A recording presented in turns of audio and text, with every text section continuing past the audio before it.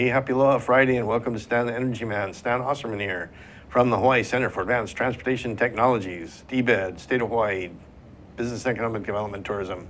We're making business happen here in Hawaii. So last week was a really busy week for everybody. We had all of our Air Force folks in, and so I was busy taking them around Hickam, showing them our energy projects out at Hickam. And then we also had the Verge conference at the Hilton Hawaiian Village. Great conference put on by the State of Hawaii, the Energy Office. And a lot of folks gave us a chance to network. In fact, that's how I met my guest for today, was at Verge, listening to the Transportation Roundtable. So what we're going to talk about today is something that I'm not really super familiar with. I've had Kelly King from Pacific Biodiesel on the show before, but I really don't know that much about, synthetic fuels and biodiesel and things like that, biofuels. So we're going to have Lila on today to talk about what she does with Terviva and how they are making a kind of a change in the market with bringing in a tree for the oils that you use in biofuels and some of the characteristics that make a tree better than some other fuels. And so the one thing that a lot of people are concerned about is, well, if you're going to make biodiesel, are you taking away from the food production and things like that? And are you really using the entire piece of agriculture, whether it's stems, stalks, leaves, whatever, and how do you fit into the bigger system? So welcome, Lila. Thanks for being here. And it was impressive to listen to you at Verge and listen to what your company does. I know you're an Energy Accelerator company, so you've got that connection back to Don Lippert and the folks over there that are doing a great job of bringing new technologies out to Hawaii. So welcome to the show, and thanks for being with us today. Thank you so much for having me. All right, well, tell us a little bit about where you started and what you're doing and where you went to school and what kind of got you focused on the biodiesel and Terviva. Sure. So I am from France. I was born and grew up in Paris. And in Paris, I was studying in an agribusiness engineer school. Okay. So I became an agribusiness engineer in the school called Agro Paris Tech. Okay. It's the Paris Institute of Technology for Life, Food, and Environmental Sciences. And I specialized with a master's degree in economics of sustainable development, environment, and energy. Wow. So I was really interested in sustainable development and climate change. I really wanted to be involved with sustainable development. And that was back in 2009. Then I worked for the big company Danone, the yogurt company. And for them, I was working to implement sustainable development project for their suppliers. Oh, okay. Because a big footprint of the yogurt is actually coming from the milk and from the packaging. So all of that is suppliers. Right. So I was implementing good project with them. And then after working for Danone in Paris, for the first time, I went to work in the US. Okay. That was in New York City. I was working for the French Embassy Trade Office and helping French food manufacturers to export their product in the US. Oh, okay. So that's when I started to understand better the United States and the food industry and the export. And then I went back to Paris and I worked on something completely different. I opened a retail store for Yourself? craft. Yes. Okay. Among a small company of entrepreneurs, and I really liked the small company feeling and be more involved in operations. And when you work in a smaller company, usually you feel that you're more involved. Yeah. Yes, and you can move stuff faster. That's what I really appreciate. Yeah, you can definitely affect change a lot quicker in a small company. Yes, exactly. And I really liked this challenge of opening a store. That was a great challenge. And after that, everything came together when I decided I wanted to be more involved in sustainable development again. And I wanted to find a job in Hawaii because I went there in holiday and I saw that Hawaii was such a specific ecosystem, an island, very remote from the continent. And that was very interesting to work on sustainable development because you can really see the impact that you're having. So I wanted to work in sustainable development in Hawaii, back in agriculture, and in a small company. Okay. You said the word sustainable development several times. Yes. And I think that means a lot of different things to different people. So what's your definition of a sustainable economy or agricultural product or sustainable energy? So that's a great question. And there's a lot of people that would define it differently. And to me, sustainable development is a way to look at things. It's a way to look at a company. It's a way to look at a product, a way to look at a service. a way that makes sense for long term and today.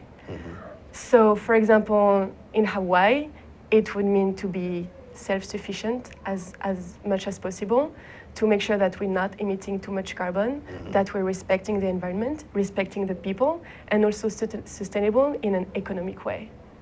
That's interesting that you finish with that, because at the Dallas, I told you I went to the Dallas Earth Day, and then the Robert Kennedy Jr. was the keynote speaker there.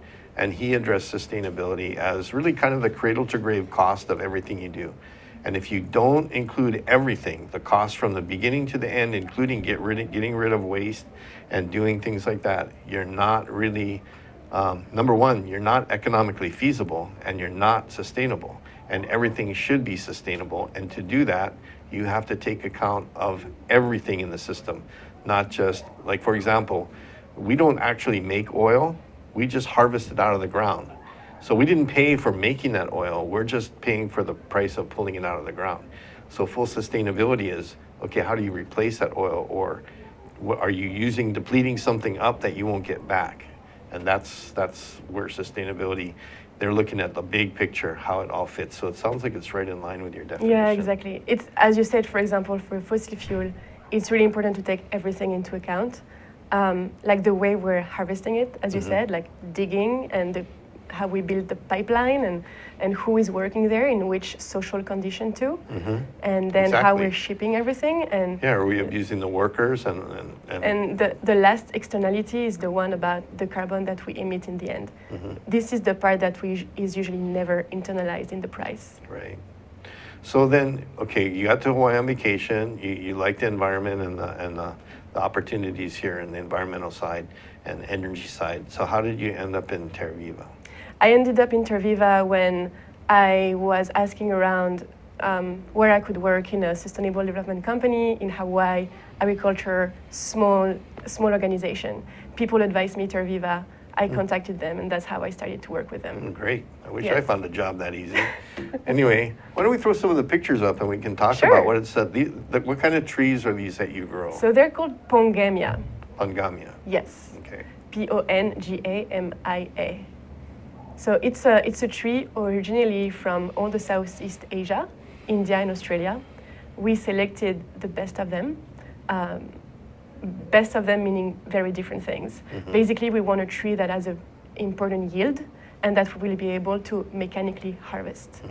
These trees, they produce pods that we can see right now on the screen. And inside of their pods, there's seeds. From these seeds, we can extract a lot of oil. How much oil? There's 40% content of oil in the seeds. So compared to soybeans per acre, So compared to soybeans per acre, it's impressive. Pongamia yield 8 to 10 times more than soy per acre. We're talking about 400 gallons of oil per acre. Wow. And what is even more important is that because it's a tree and because it's a legume tree, it requires only a fraction of the water and the fertilizer that you would need for other crops. Great. Because everybody's concerned about water too. Yes. I mean, we talk about the oil crisis now and how much we look at a restricted supply side with the oil, but water in many places in Asia and around the world is at a premium. So even California in the mainland. So that's an important factor. So so you looked at this tree, the Pongamia tree, and it's like, okay, it's a tree that can be mechanically harvested pretty easy. A lot of oil comes out of the seeds. It grows year after year. And does it constantly produce fruit or only during certain seasons? Once a year. Once a year? Yes. So there's seasons for it? Yes. And I read that even the flower smells good. They're really cute. Yeah, so I mean, even the flowers, which you don't think about, don't have there's some flowers in Hawaii, quite frankly, that don't smell really good at all. Put them in your yard and it messes up your yard, but it looks beautiful and it produces great fruit. So once it gets to the seed state and you harvest it from the tree and it's green, then what do you do with it? So with the seed, we extract the oil. With the oil, we can do a lot of different things. There's a lot of different downstream markets. We can burn the oil as it is to produce electricity, and we can also decide to refine it as a biodiesel, or we can also make jet fuel with it, even military fuel. So there's a lot of different use with the oil. What makes this oil different from like the other biodiesel companies that are out there that are refining, use like old cooking oil and sunflower oil or corn oil or different things. What makes this oil, is it a higher grade, or, I mean, how can you make aviation fuel when some of the other companies are having a hard time with that? I think it all depends on the first property of the oil, and Pongamia oil as a virgin oil is very good quality. Okay. And it's very pure. And compared to, for example, waste cooking oil, then there's some process at the beginning that you don't have to do when it's virgin oil. Okay. Like vegetable oil. Okay. So do you actually dry the seeds first before you Yes. before you can harvest the oil? That depends on when you're actually harvesting them. When you harvest the tree, when it's already very brown, then you don't need to dry it that much. It's already dry. Okay. It's only when the pods are really green that then you need to let them dry before extracting the oil. Okay. So you pull the oil out, and you have several options of refining it or just using it. If you just burn it, then it's basically a carbon-based fuel while you're burning it, just as an oil. So it gives off some smoke or something, or is it pretty clean as you burn it? It's pretty clean, and I know that HICO has been doing some tests with palm oil. So with Pongamia oil, it would be the same kind of process. Oh, okay. Yes. And what is really important is that after extracting the oil from the seed, we're left with what we call seed cake. And with the seed cake, we have also a lot of different downstream market that we have. Okay. The main one here is animal feed.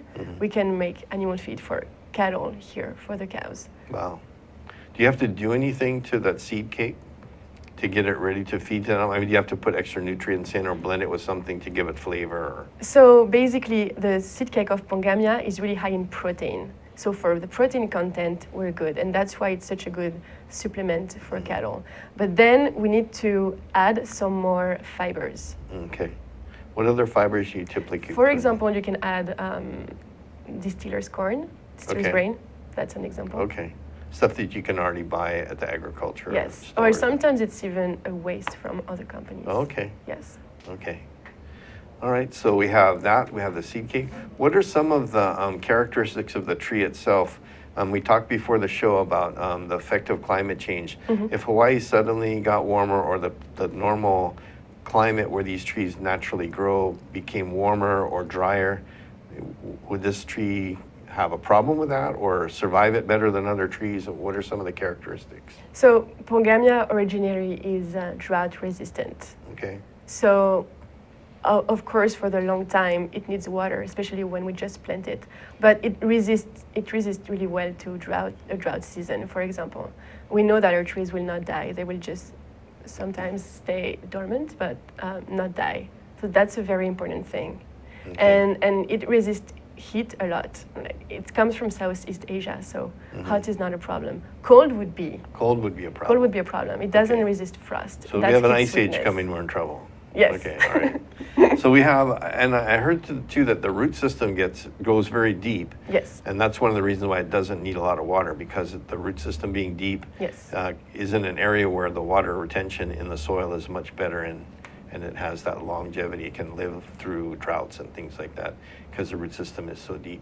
And also that the roots actually have natural resistance to some of the natural pests like nematodes and things like that. Yes. So it's a really hardy tree. Yes. And how long do the trees normally live? I mean, do you have to like at 50 years or something that it won't produce anymore, or they keep on going? So right now the tree is older than our company. Okay. So we will see, but find out. we think that it can survive like a long time, as you say, 40, 50 years. That's what we will see for sure. But what is important to know is that Pongamia reached its full maturity in terms of harvesting after 8 years. That's what we're thinking. Okay, great. And yeah. All right, well, we're going to take a quick break here and come back with Lila and talk a little bit more about Pongamia and what's going on in Hawaii with it. So we'll be back in a few seconds. Aloha, I'm Kirsten Baumgart-Turner, and I'm fortunate to be able to host Sustainable Hawaii at thinktechhawaii.com. I hope you'll join in with us every Tuesday from 12 noon to 1 p.m. to see the interesting people we have to share with you their information. Aloha. Hi, my name is Justini Spiritu. This is my co-host Matthew Johnson. Every Thursday at 4 p.m. we host the Hawaii Food and Farmers Series. This is the place you can come to for insight on the perspective and history and passions of Hawaii's farmers and all folks involved in Hawaii's local food system. What kind of folks do we have on? So we have everyone from local farmers, we have foodies, chefs, we also have journalists, researchers, anyone who's actually working to help make Hawaii's local food system that much better. So join us every Thursday and tweet into us and ask us some questions and leave your comments as well. Thanks. Hey, welcome back to my lunch hour. Stan the Energy Man here with Lila, Taheraly. Good. Yeah, I got it right on the first go. From Terviva.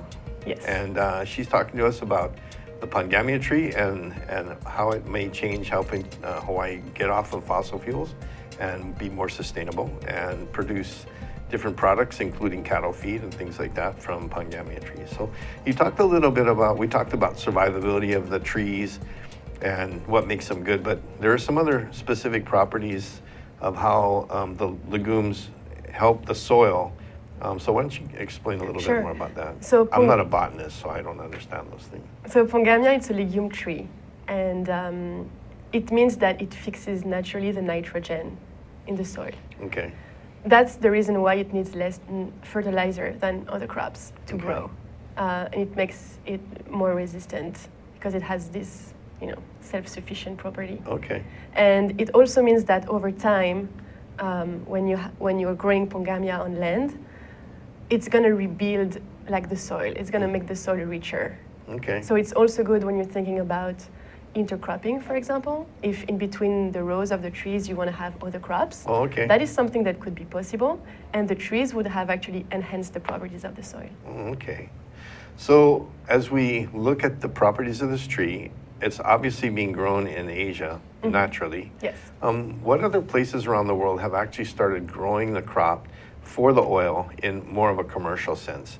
So because, you just got here a couple of years ago in terms of the company, and so in 7 years to start having production from the trees, where has the Pongamia gone and actually gotten to production and like you hit the road running and you can actually get data from it? Are there places that have done that already? So in India, they're doing it. Okay. In India, they're growing Pongamia and they're harvesting the seeds and they're selling the oil. The biggest difference is that over there, they don't have the selection of the best trees Okay. and they don't harvest mechanically. Oh, okay. So that is where Terviva is really focusing on, the selection of the trees and being able to mechanically harvest them. That's the Okay. big difference. But over there, they're using the oil, yes. Okay. So you've actually developed equipment for the mechanical harvesting? That's the other beauty of Pongamia, is that all the equipment that we need already exists. Okay. For example, for all the other nut trees. Okay. Shakers or sweepers or catchment frame for the harvesting, everything exists. Same thing for opening the pods, for crushing, everything exists already. That's you just made me think of something. One of the critical things that agriculture has to deal with is pollination. Yes. And these are seeds and flowers that Yes. got to be pollinated. So, Yes. do we have any advantage over other places in the world? Because, in some places, bee populations are a threat from disease or whatever. And that's something Hawaii right now doesn't have to worry about, but something we probably have to keep our eye on. Bees are definitely important to this tree then. They are, yes. And we have a small pilot here at Hark in Kunia. We have 50 trees over there. They've been planted in 2012. And I was just there yesterday, and it's just starting to flower. So some trees have flowers everywhere. And there were definitely a lot of pollinators. Good. And they are really important because that's the way that each flower is going to transform into one pod. Right. Okay. So we know this is a highly productive tree, resistant to disease, contributes to the quality of the soil, Yes. uses less fertilizer, great on water. So what kind of, Hawaii, we're trying to get more sustainable agriculture in terms of growing our own food. Will this tree compete?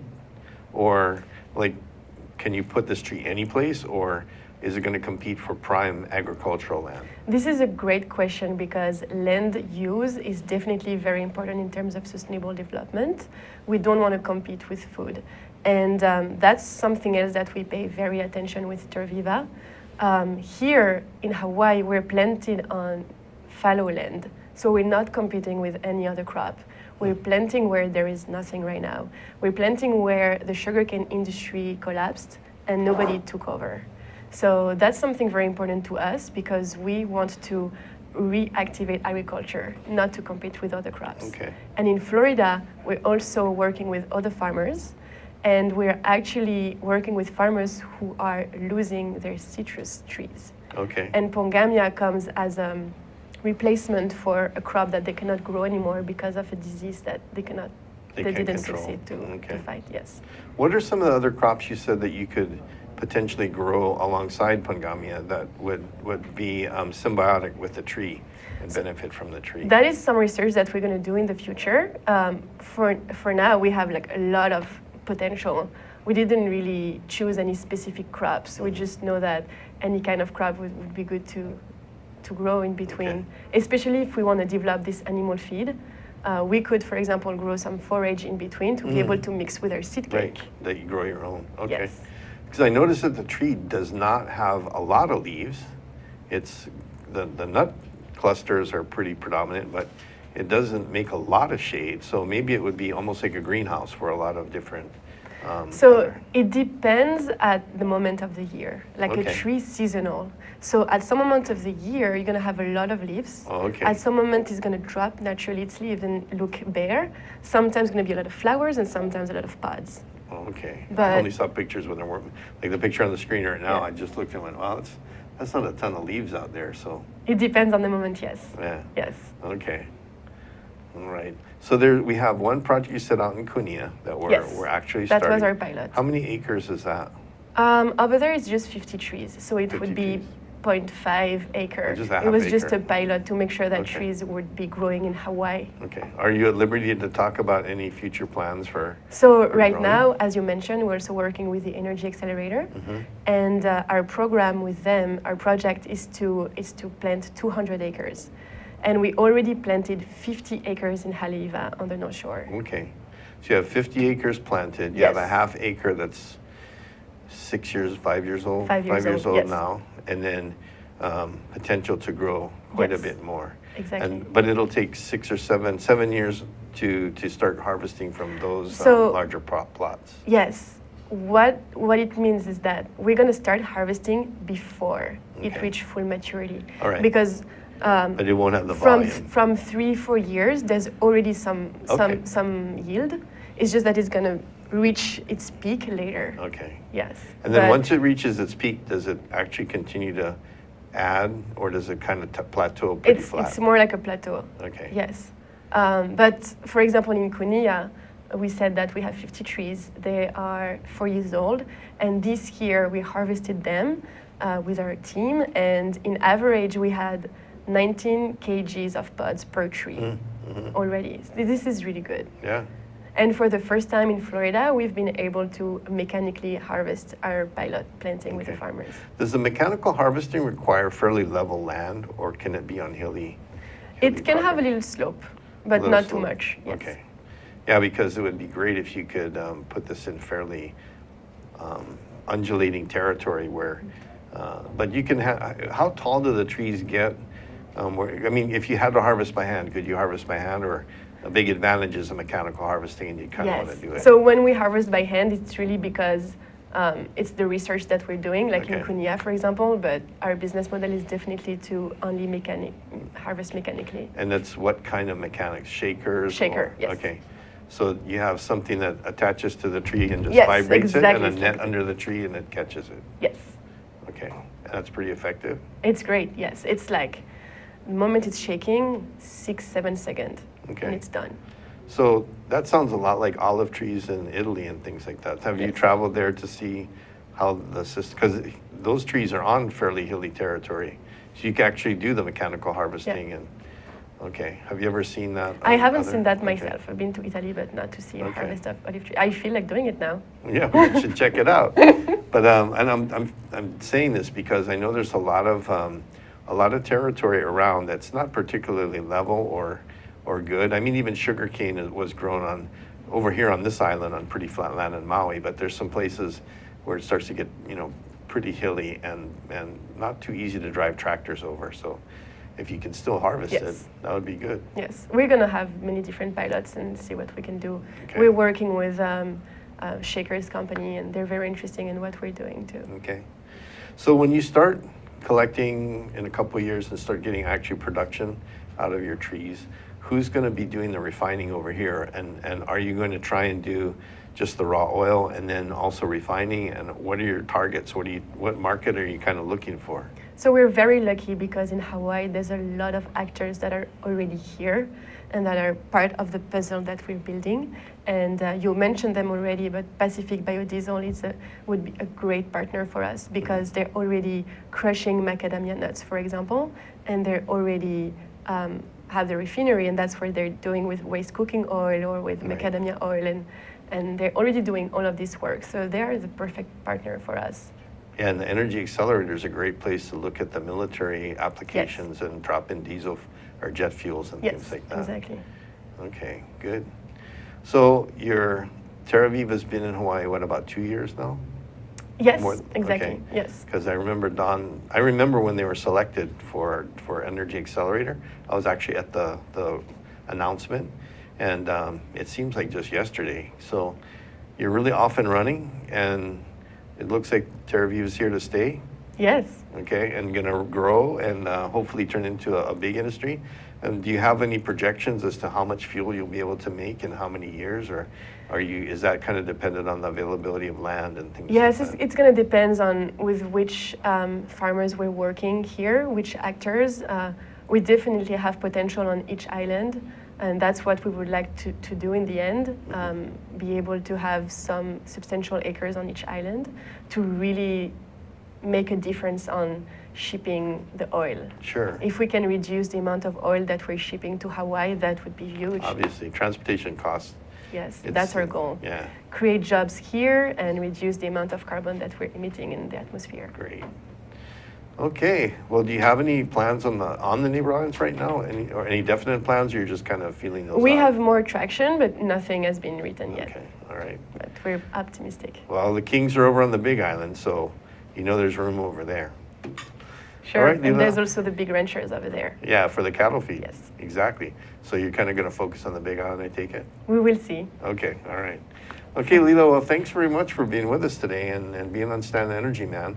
It's great to have you here. Thank you, Stan. And I learned a little bit more about biodiesels and the oils that can help me in my transportation sector. Good. Clean up a little bit of what Hawaii's doing. And, if we grow it here and we make it here, we don't have to bring it in and send our money overseas. So I'm proud of what you guys are doing, and I'm happy that you could join us today and explain it a little bit. And good luck to you and Terviva, and I hope to be seeing your oil all over the place, especially on the Big Island. Thank you. It'll be great. So thanks for joining us. We'll see you maybe when some of your trees grow up. We'll have you back and bring Great. some oil, and you can demonstrate some of the properties of it, and maybe tell us what you found it's good for. Because they found that the mac nut oil is good for skin conditioning and everything else. So maybe there's some cosmetic products you can Yes, do out of apparently this. it's also good for sunscreen. Oh, terrific. All right, well, that'll do it for this week at Stand the Energy Man. I thank you for joining us, and thanks, Lila, for being here. And we'll be back next week. I'm hoping with a gentleman named Chris McWhinney from Millennium Rain Energy, he makes pretty much a homeowner's unit of a hydrogen dispenser and manufacturing unit. So we'll see if we can get him on next week. Until then, aloha.